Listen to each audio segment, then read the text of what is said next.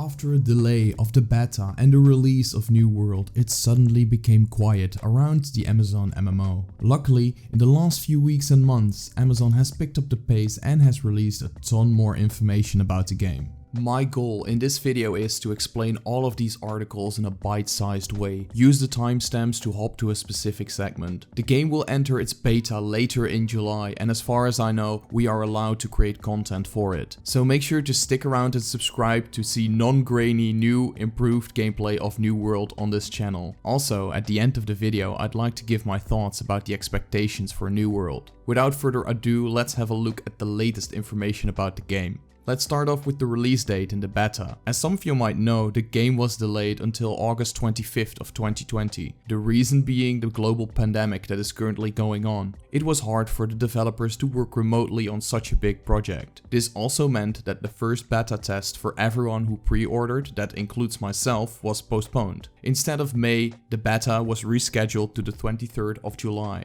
You can still sign up for the beta if you want to play as soon as possible, but if you have pre-ordered, you will get guaranteed access. Because of the delay of New World, I felt that news about the game declined. However, Amazon picked up the pace recently with a ton of articles. But before we go into that, Amazon released 2 articles before they announced the delay of the game. These 2 articles were about invasions and corrupted breaches. I want to start with the latter, the corrupted breaches. While I read through the article, it dawned on me that these corrupted breaches are actually very similar to world events in Guild Wars 2. The article states that corrupted breaches will pop up when your faction established a fort or settlement in a territory. The corrupted enemies that come through these otherworldly portals will make it harder for your faction to collect resources and to travel. So it is of importance to clear these portals as soon as possible so you can continue to improve your fort or settlement. Also, completing these breaches gives you unique resources that can be found nowhere else. The corrupted breaches also come in different shapes and difficulty. For example, a corrupted monolith spawns corrupted zealots, while a corrupted portal will spawn corrupted acolytes. What the difference is and how difficult these are is currently unknown. Next to the corrupted breaches, we have invasions. In these events, you are also fighting the corrupted. However, instead of them spawning somewhere in your territory,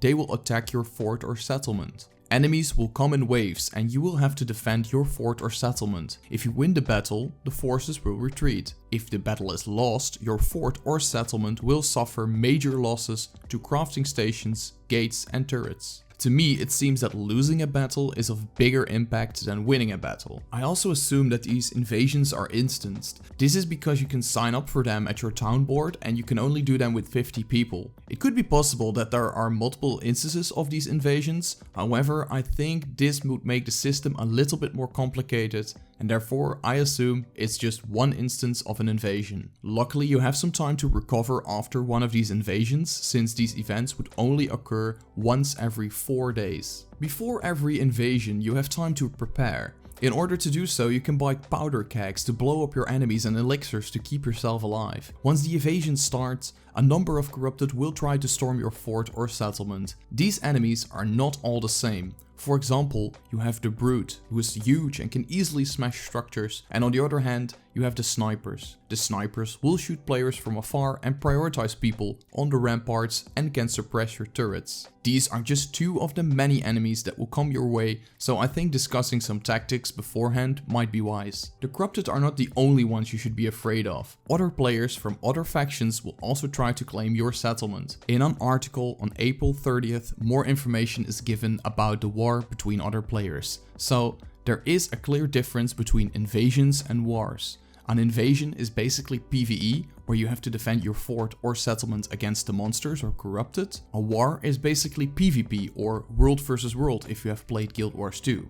In a war, players will try to take your fort or settlement away from you. I have already covered most of the things in this article in my New World Factions video. For example, the leading company, which is basically a guild, will be called the Vanguard. Make sure to check that video out. What is interesting about this article is that it shows weapons of war for the defenders and attackers. I will show some images in the video right now. So far, the article shows 3 cannons with different specialties for attackers. For example, the cannon platform is effective against structures and slow moving targets. And this while the repeater platform is extremely fast and is effective against faster and smaller targets. Defenders have more items to defend themselves with. So far they have a total of 5 tools to defend themselves. They have 3 types of ranged ballistas or cannons, and these are similar to the attacker's cannons. But the defenders also have a fire dropper to defend their gate and walls with, and next to that they have a horn of resilience to heal their allies. I'm wondering how effective all of this will be. Traps can also be used for both defenders and attackers to intercept one another.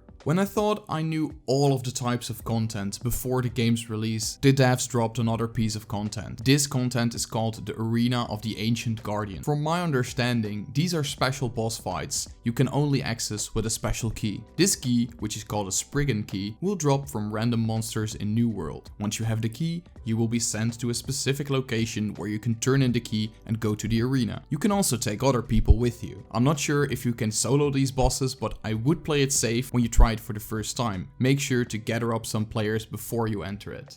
When you are in the arena, you have a limited amount of time to beat the boss. The article also suggests to repair your armor and weapons since the boss won't go easy on you. But now, the interesting part. These ancient guardians have a chance to drop legendary gear with unique stats. The article claims that some of the most powerful gear in New World comes from these ancient guardians. So I think that these bosses are some form of endgame content since they have a chance of dropping the best gear there is. Make sure to keep any key you find close to you. On June 3rd, another article appeared about the items in New World. This article is mostly about food, potions and weapons.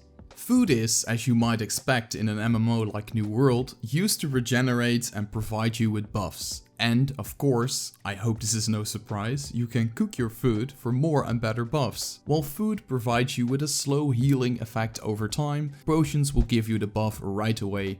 This is also pretty straightforward. You can also temporarily buff your weapons with weapon coatings. These weapon coatings can be applied to your weapon and will provide bonuses against specific monsters. What is more interesting are the rarities of the weapons. These are also in the classic MMO style, but some of them have interesting yet familiar features tied to them. First, we have the rarities. The weapons in New World have a rarity of common, uncommon, rare, epic and legendary. Weapons you can acquire in the game can also have an additional perk. These perks are bonuses that increase your damage and stats. For example, a weapon can have a 10% damage buff against the corrupted or a strength bonus while wielding a specific weapon. While common weapons rarely have a perk to increase your damage, legendary weapons can have up to 4 perks. You can also fill these perks with a gem. These upgrades look similar to socketing a gem and buffing your weapon in other games. For example, using gems on your weapon in Diablo 3 or using a sigil on your weapon in Guild Wars 2. One thing that caught my eye was the gear score mentioned in this article. All weapons and armor in New World come with a gear score. This number indicates the value of a weapon and how rare it is. The higher your gear score, the better the weapon would be. Although this might not be bad in itself, I hope it's not going to be similar to the system that they use in World of Warcraft Battle for Azeroth. In Warcraft's gearing system, you had to grind for items with a very specific gear score or item level to participate in harder content. This could take up to months for most players to acquire, and casual players won't have the chance to play these types of content.